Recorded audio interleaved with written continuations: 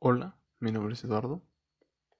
En este video, junto con mi compañero Alberto, vamos a presentar la ecuación de Gibbs, Duhem y TdS. Somos el equipo número 3 del curso de termodinámica de la licenciatura en física de la Universidad Autónoma de San Luis Potosí. Los temas que vamos a abarcar son la ecuación de Gibbs, Duhem, ecuaciones TdS y ecuaciones de las capacidades caloríficas. Sabemos que, si en un sistema termodinámico sigma se realiza un proceso infinitesimal irreversible en el cual sigma intercambia una cantidad de calor Q con una fuente a la temperatura T, el cambio en su entropía está dado por la diferencial del calor reversible sobre la temperatura, y la variación en la energía interna del sistema para dicho proceso está dada por esta ecuación. Esta ecuación involucra las dos leyes de la termodinámica y es válida solo para procesos reversibles. Además, es una relación que contiene solamente variables de estado del sistema, constituyendo así la base para aplicar la termodinámica a problemas físicos. A pesar de que cada diferencial que aparece en esta no es una diferencial exacta, la suma igual a du sí lo es. Ahora, a partir de la ecuación 1, para un sistema dado, las n más 1 variables extensivas s, y1, y2 hasta yn forman un conjunto completo. Entonces, esta función especifica por completo la energía interna del sistema, mientras que esta define la entropía del sistema. Y como u es una función de punto, nos queda la ecuación 2, que nos dice que du es igual a la parcial de u respecto a s, a y constante, por ds, más la suma desde y igual a 1 hasta n de la parcial de u respecto a y, donde s y yj son constantes, por dy, donde j es diferente de i. Comparando las ecuaciones 1 y 2, tenemos que t es igual a la parcial de u respecto a s, a y constante, y xy es igual a la parcial de u respecto a y, a s y yj constantes, donde j es diferente de i. De aquí podemos ver que las variables intensivas t, x1, x2 hasta xn aparecen expresadas en función de las n más 1 variables extensivas s, y1, y2 hasta yn. Ya que u es una variable extensiva, la ecuación 1 puede expresarse de una forma distinta. Si u es una función homogénea de primer grado, suponiendo que cada variable extensiva sufre un incremento por un factor lambda, entonces u depende de lambda s, lambda y1 hasta lambda yn. Eso es igual que lambda u de s y1 hasta yn.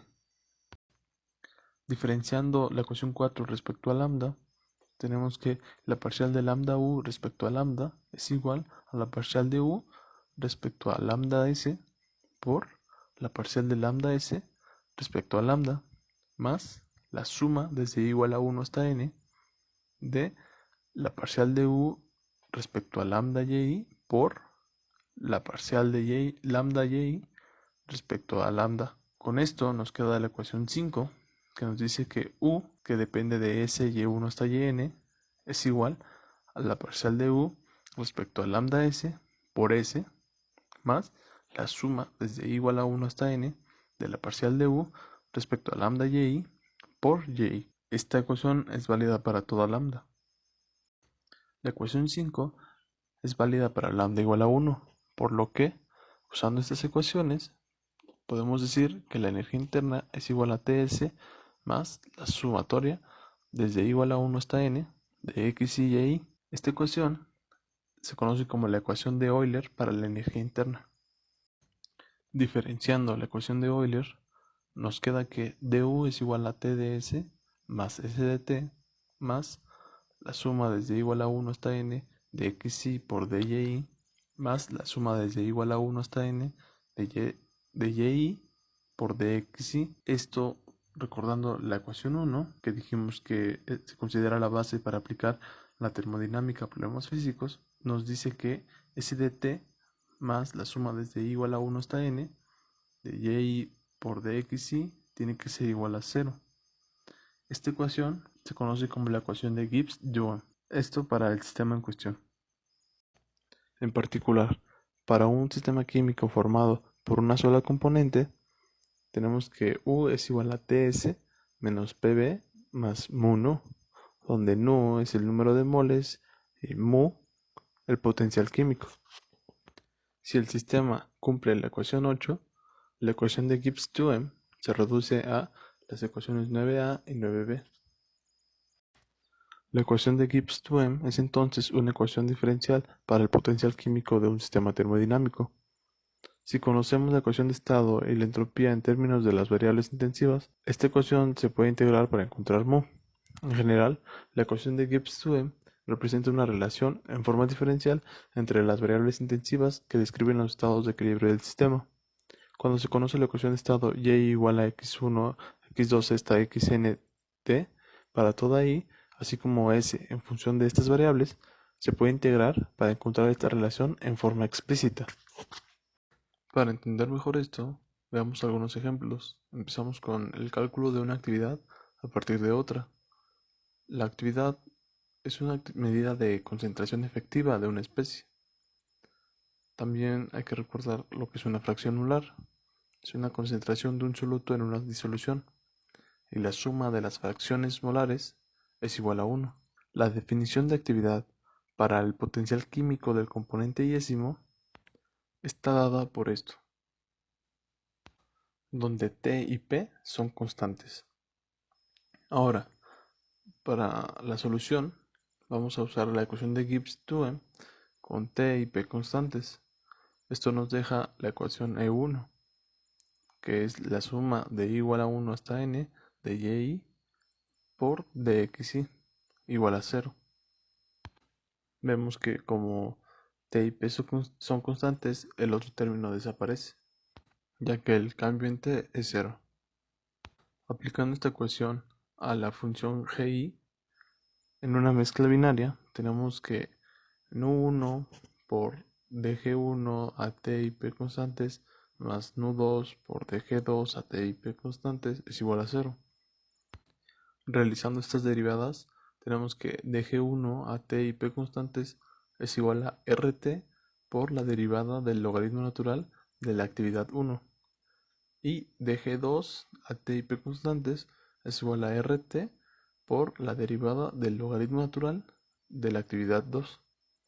Sustituimos esto en la ecuación E2 y tenemos que nu rt por la derivada del logaritmo natural de a1 por x1 más nu rt por la derivada del logaritmo natural de a2 x2 es igual a 0. Aquí x1 y x2 son las fracciones molares de cada componente y tenemos que las nu son el total del número de moles.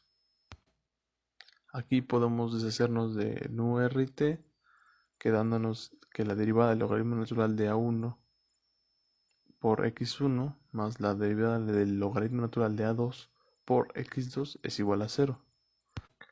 La actividad yésima es una función de la fracción molar yésima. Resolviendo para el logaritmo natural de a1, tenemos que la integral desde la actividad correspondiente al componente puro hasta una actividad cualquiera, obtendremos la expresión que nos permite calcular la actividad del componente 1 en función de la actividad del componente 2, que es lo que queríamos obtener. Más adelante veremos otro ejemplo para entender mejor esto. La definición de actividad para una disolución ideal está dada por esta expresión. Por ideal se refiere a que satisface la ecuación de Gibbs-Duhem. Sustituyendo esto en la expresión obtenida anteriormente, nos queda una relación para calcular el coeficiente de actividad de uno de los componentes, conociendo el coeficiente de actividad del otro en una mezcla binaria. Aquí gamma 2 depende de la fracción molar del componente 2. Ahora haremos un ejemplo. Dice, obtener el logaritmo natural de gamma b usando la integral de Gibbs-Duhem a partir de la expresión logaritmo natural de gamma a igual a más b x a, donde a y b son constantes. Empezamos por derivar ambos lados. Nos queda que la derivada del logaritmo natural de gamma a es igual a b por el dxa. Aquí vemos la expresión que usamos, que deducimos anteriormente, y con esta decimos que el logaritmo natural de gamma b es igual a menos la integral de 0 a xa de xa sobre b por la derivada del logaritmo natural de gamma a, que esto lo obtuvimos de la expresión. Entonces, sustituyendo, tenemos que el logaritmo natural de gamma b es igual a menos b de la integral de 0 a xa de xa sobre 1 menos xa. Aquí vemos que sustituimos xb como 1 menos xa y eso por dxa. Esta es una integral por partes, así que la podemos cambiar, ya que sabemos que xa más xb tiene que ser igual a 1. Entonces, esto es igual a b integral de 1 a xb de 1 menos xb sobre xb de xb. Resolviendo esta integral, tenemos que el logaritmo natural de gamma b es igual a b por el logaritmo natural de xb menos xb. Y evaluamos esto. Nos queda que el logaritmo natural de gamma b es igual a b por el logaritmo natural de xb menos xb más 1, siendo este nuestro resultado final. Ahora el ejemplo 2. El volumen molar parcial del benceno en ciclohexano a 30 grados Celsius está dado por la siguiente expresión. B1 es igual a 92.6 menos 5.28x1 más 2.54x1 al cuadrado, y todo esto está en unidades centímetro al cubo sobre mol. Encuentre una expresión para el volumen molar parcial del ciclohexano. La densidad del ciclohexano a 30 grados Celsius es de 0.768 gramos sobre centímetro cúbico. Aquí vamos a usar la ecuación de Gibbs-Duhem para dos componentes a temperatura y presión constantes, que es esta de aquí, donde y será nuestro nu-i y dxi será nuestro dbi. Y como en el ejercicio pasado, nos deshacemos del número total de moles y nos queda con la fracción molar. Entonces tenemos que la fracción molar del componente 1 por la derivada del volumen molar parcial 1 más la fracción molar del componente 2 por la derivada del volumen molar parcial 2 del componente 2 es igual a 0. Restamos x2 de b2 de ambos lados y dividimos entre dx1. Ahora obtenemos la derivada del volumen molar parcial 1 respecto a x1 y nos queda esto que tenemos de aquí. Ahora sustituimos en la ecuación 2, quedándonos esto, y resolvemos para la derivada del volumen molar parcial 2 respecto a x1. Nos queda esto, donde podemos ver que x2 lo sustituimos por 1 menos x1, ya que x1 más x2 tiene que ser igual a 1.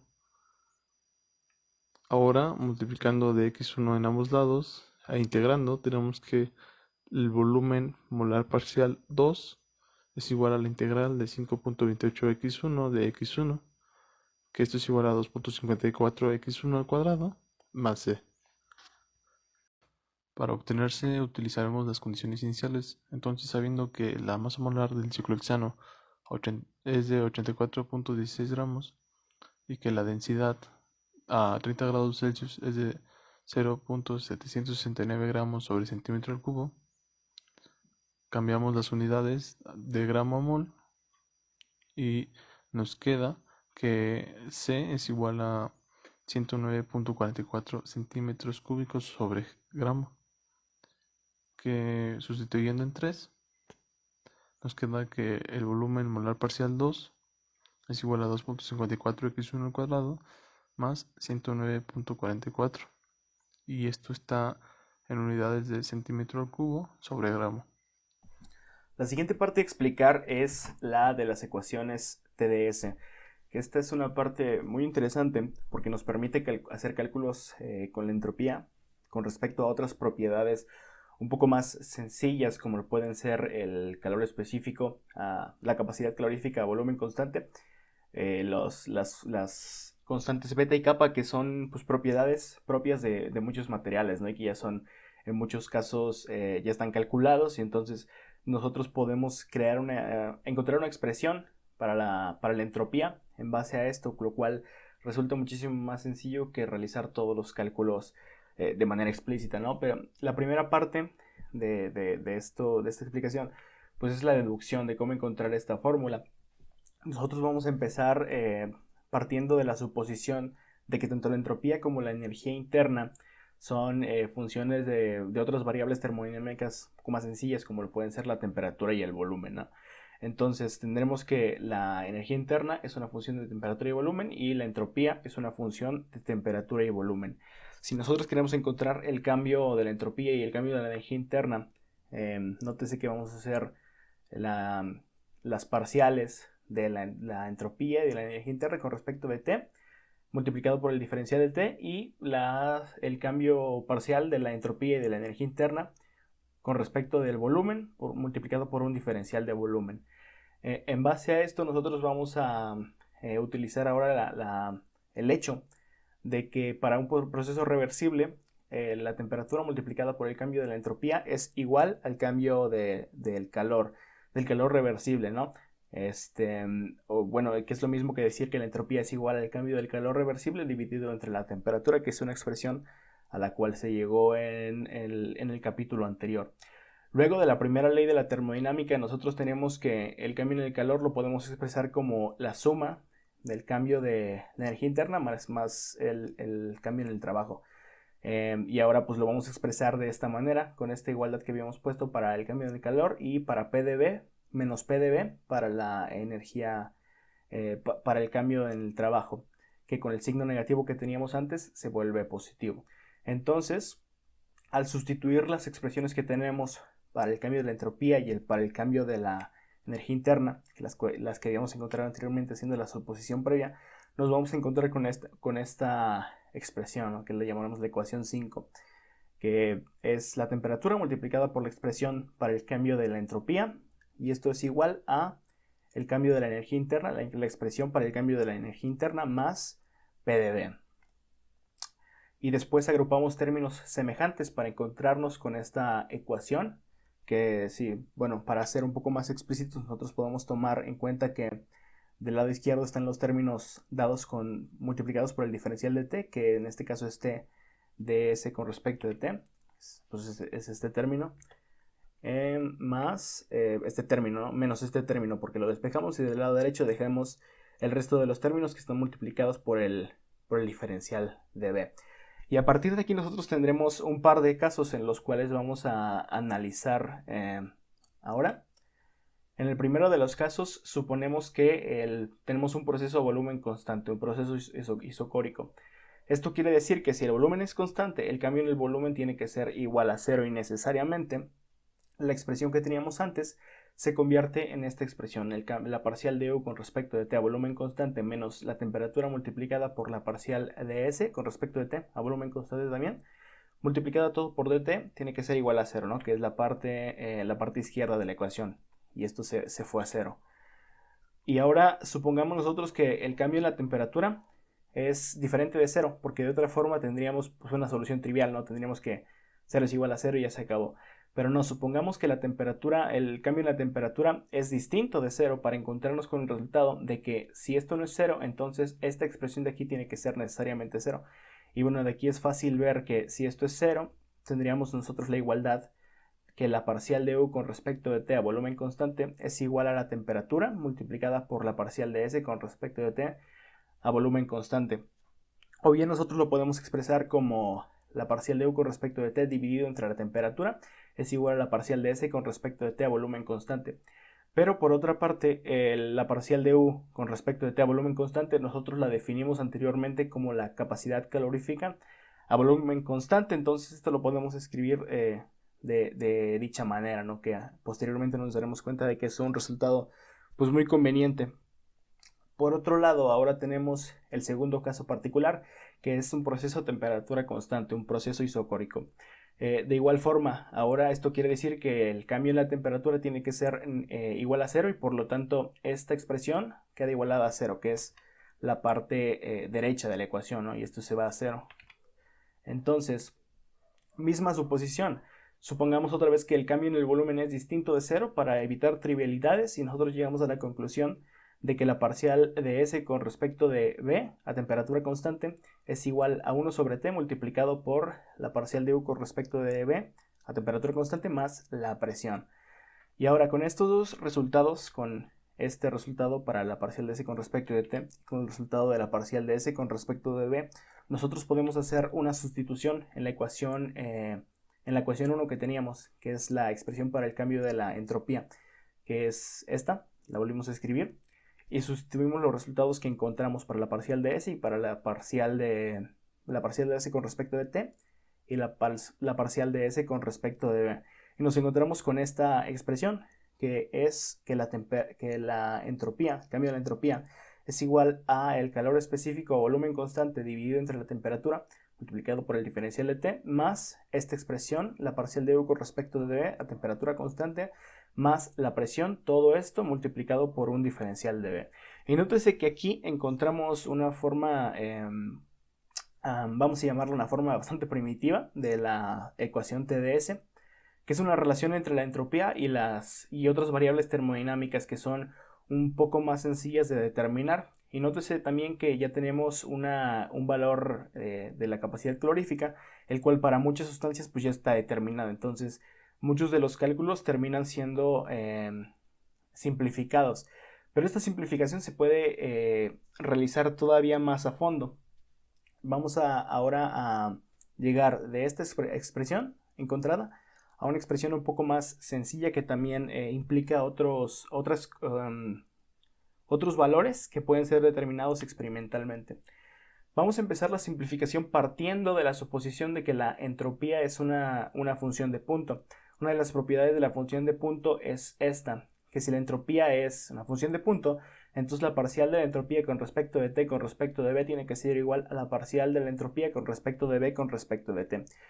Y ahora nosotros tenemos de los resultados anteriores una expresión para la parcial de U con respecto de T y una expresión para la parcial de S con respecto de T y otra para la expresión de S con respecto de B.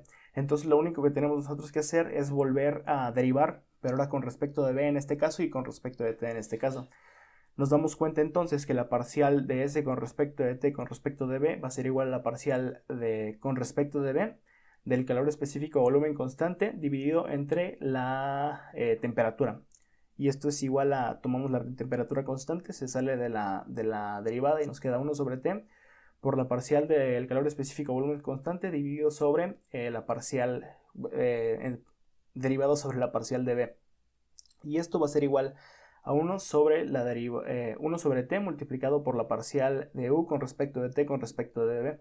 Esto porque por definición habíamos dicho nosotros que el calor específico o volumen constante es igual a la parcial de U con respecto de T. Luego por otro lado tenemos la parcial de S con respecto de B con respecto de T, que es lo mismo que hacer la parcial de T de esta expresión, que era la expresión que teníamos para la parcial de S con respecto de B. Y derivamos otra vez, ¿no? Y aquí aplicamos la regla del producto porque ahora la temperatura ya no es independiente de la derivada, entonces vamos a tener pues toda esta expresión, ¿no?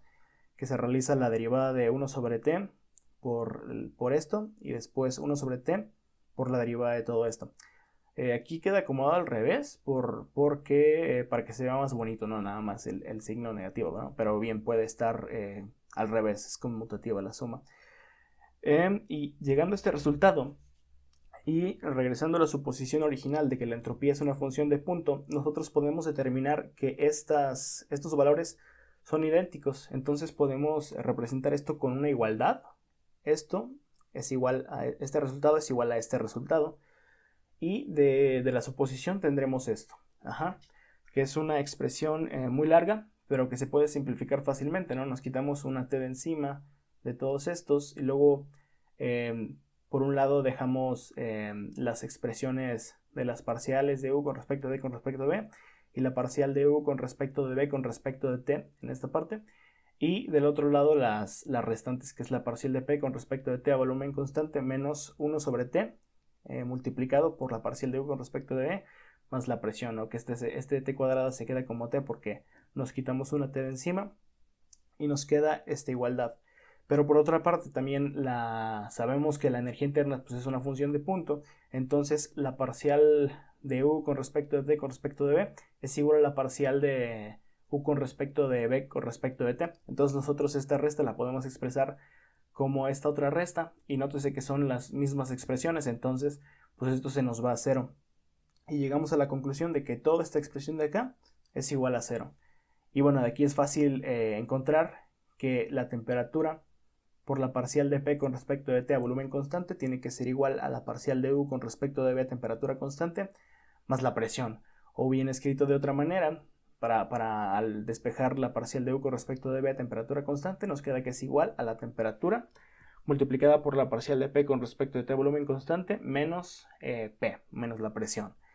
Y ahora, este es un resultado que nos va a servir también mucho, pero que necesitamos utilizarlo en conjunto con otro resultado al cual ya se había llegado en capítulos anteriores. No vamos a explicar este resultado cómo se llega, pero se determina al expresar una igualdad entre las ecuaciones de estado y la ecuación de la entropía que ya habíamos dado anteriormente nosotros, que si regresamos al libro de García Colín, es fácil encontrar que la parcial de P con respecto de T a volumen constante es igual a beta entre kappa, ¿no? Que son los coeficientes de expansibilidad y compresibilidad que ya conocemos.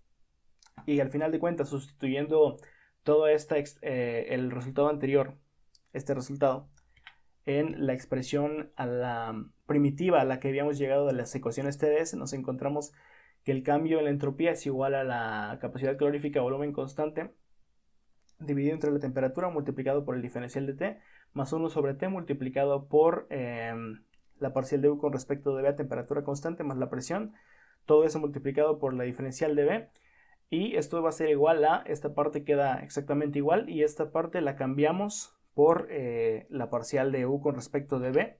Ajá. Y teníamos un menos P que se nos cancela con este más P, y al final de cuentas nos queda nada más que esta expresión es igual a toda esta, y aquí es el único cambio que realizamos. Nos queda T por la parcial de P con respecto a T a volumen constante, la T entre T se nos queda como 1, y al final de cuentas tenemos que el cambio en la entropía va a ser igual a el calor específico volumen constante dividido entre la temperatura multiplicado por la diferencial de T más beta entre kappa multiplicado por el diferencial de B. Y esta expresión es una ecuación, es la ecuación TdS, que bueno, por lo general se expresa pues de esta manera, propiamente dicho por la ecuación TdS, ¿no? Que es el resultado nada más de multiplicar toda esta expresión por T, y finalmente encontramos que nuestra ecuación TdS está dada por T por la diferencial de la entropía es igual al calor específico volumen constante multiplicado por la diferencial del T más T veces beta sobre kappa multiplicado por la diferencial de B. Ahora por otra parte tenemos las ecuaciones para las capacidades caloríficas, que estas son expresiones que nos sirven para encontrar una relación entre las capacidades caloríficas a presión constante y a volumen constante de una sustancia. Este es un caso un poco más particular, pero que también nos sirve mucho porque encontramos algunos resultados que ya habíamos encontrado en capítulos anteriores, que también se explican posteriormente, ¿no?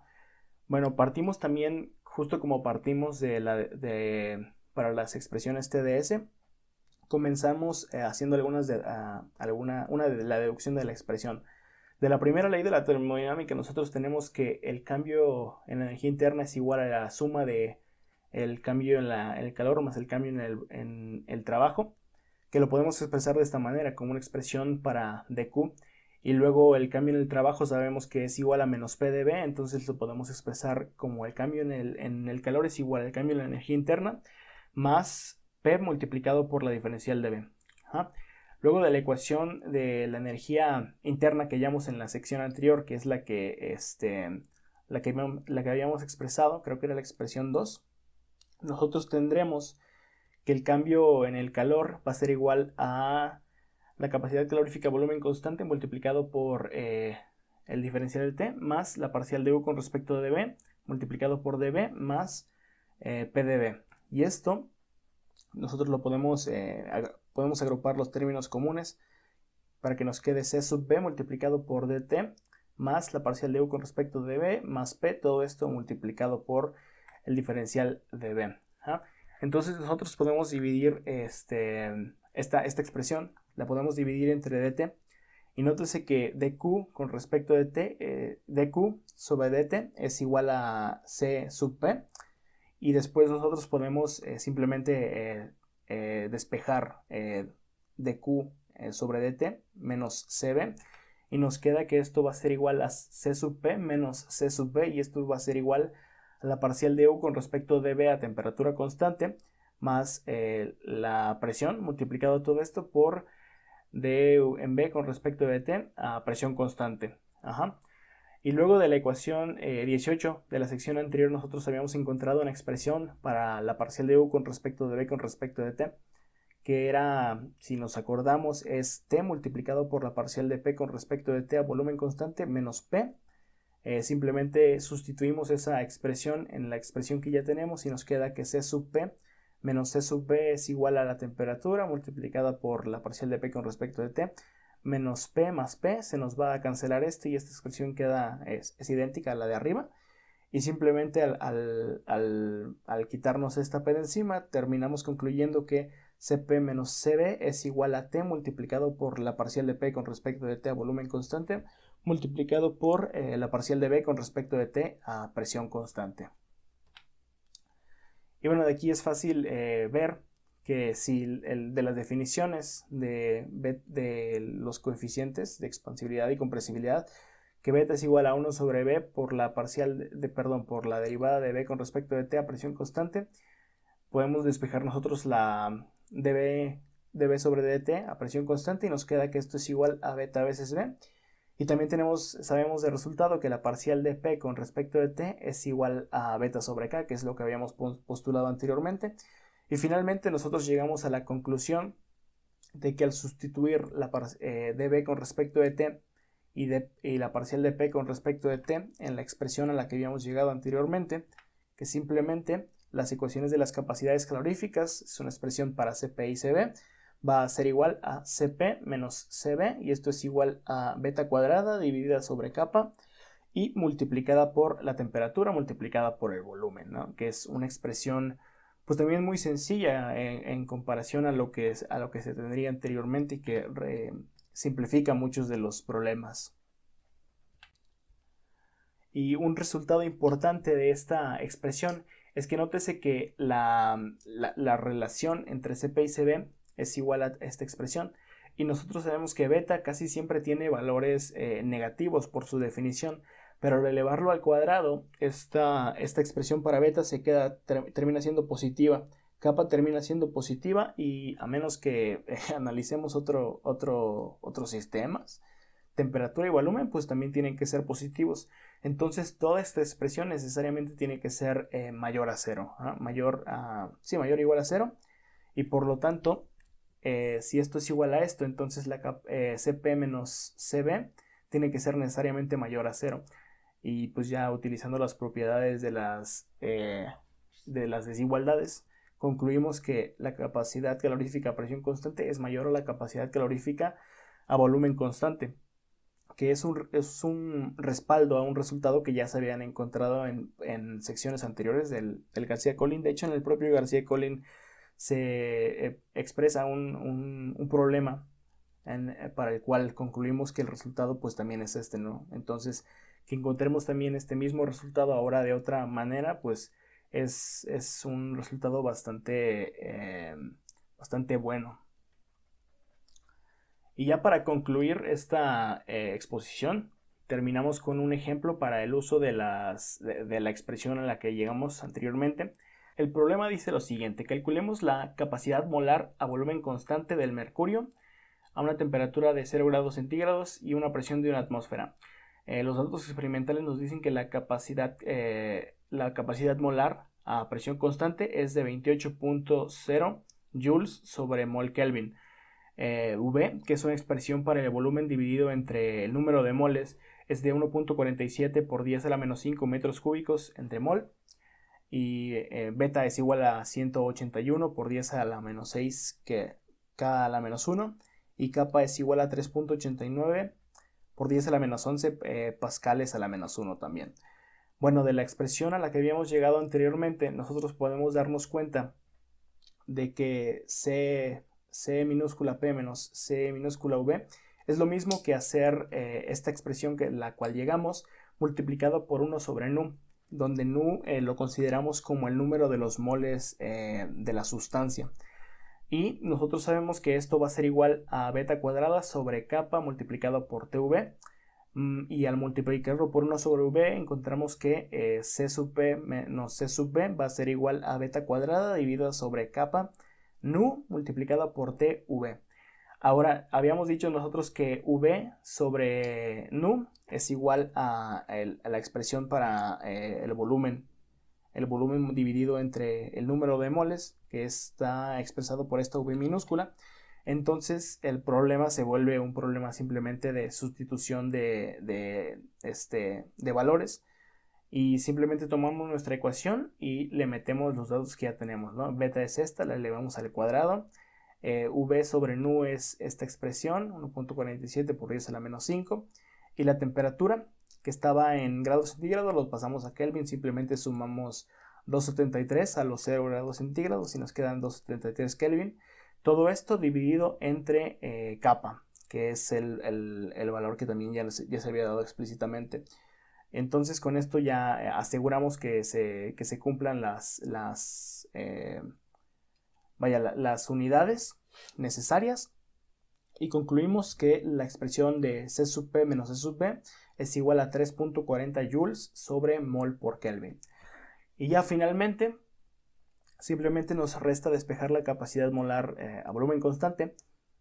Tenemos que Cp menos Cv es igual a 3.40, sustituimos Cv y nos queda que es igual a Cp menos 3.40 joules sobre mol Kelvin, y esto pues simplemente es igual a 28 joules sobre mol Kelvin menos 3.40 joules sobre mol Kelvin, y el resultado final es que la capacidad calorífica a volumen constante va a ser igual a 24.60 joules sobre mol Kelvin, ¿no? Y este es uno de los ejemplos para el cual nos podrían servir la ecuación de las capacidades caloríficas, que pues al final de cuentas resultó ser muy sencillo resolver este problema, porque kappa está determinado, beta está determinado y Cp también está determinado. Entonces aquí tú nada más necesitas, por ejemplo, en un sistema, tomar la temperatura del sistema, y si estamos a la presión del ambiente, pues también tomas la presión atmosférica y el volumen, ¿no? Y el volumen también, conociendo el número de moles, puedes conocer también el volumen entre el número de moles. Y bueno, estas son las referencias utilizadas para estas explicaciones. Particularmente el libro al que nos sirvió más es el García Colling. En este caso utilizamos la segunda edición, pero cualquiera de las ediciones es prácticamente lo mismo. Y el Szymanski también tiene algunas explicaciones interesantes, aunque el Szymanski viene explicado de manera distinta, ¿no? El orden no es el mismo, y sí es bastante diferente. Entonces creo que esto ha sido todo de las explicaciones de las ecuaciones de Gibbs-Durán y las ecuaciones TdS. Este video es realizado para la clase de termodinámica clásica de la licenciatura en física, la carrera de licenciatura en física de la Universidad Autónoma de San Luis Potosí. En la descripción de este video se adjunta este látex por si es de utilidad. Por su atención, muchas gracias.